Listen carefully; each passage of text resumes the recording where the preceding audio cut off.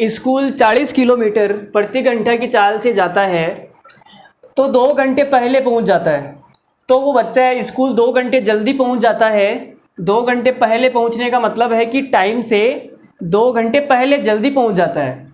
यदि वह 30 किलोमीटर प्रति घंटा की चाल से जाता है तो 1 घंटा जल्दी पहुंच जाता है या 1 घंटा पहले पहुंच जाता है।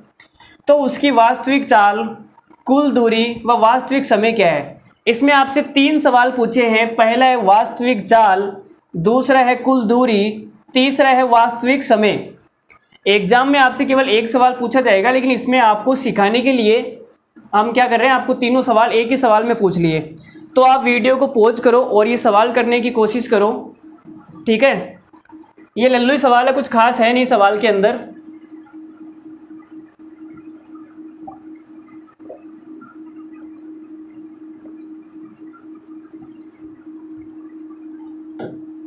देखो मैं बताता हूँ।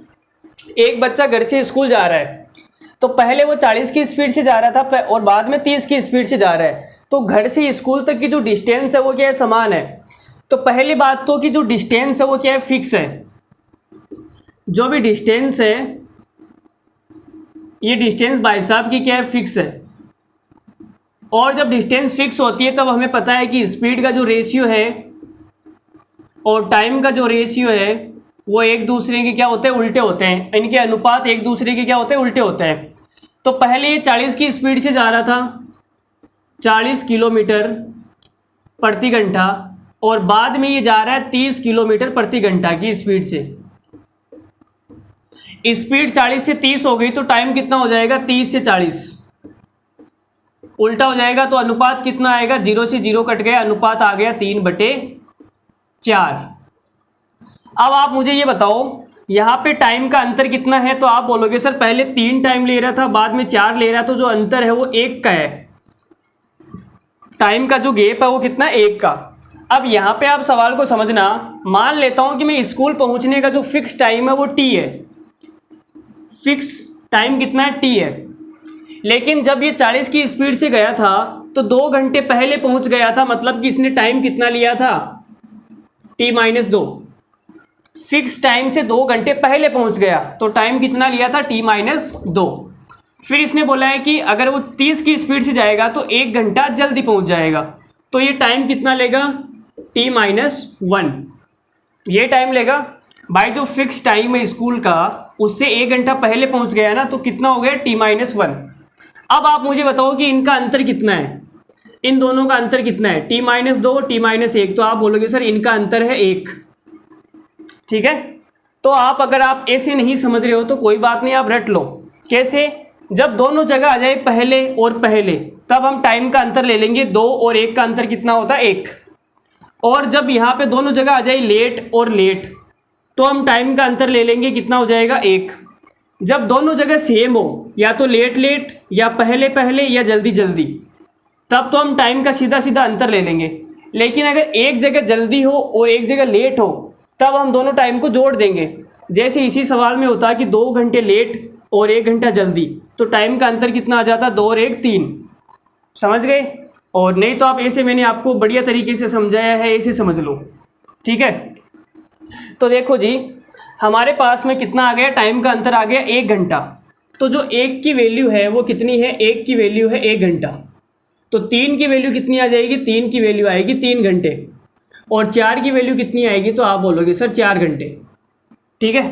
तो आप मुझे ये बताओ कि डिस्टेंस कितनी आई।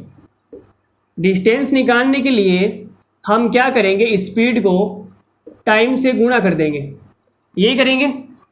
तो जब वो 40 की स्पीड से जा रहा था तब उसे टाइम कितना लग रहा था, 3 घंटे। जब ये भाई साहब 40 की स्पीड से जा रहे थे तो टाइम लग रहा था 3 घंटे। तो डिस्टेंस कितनी आ जाएगी, 120 किलोमीटर।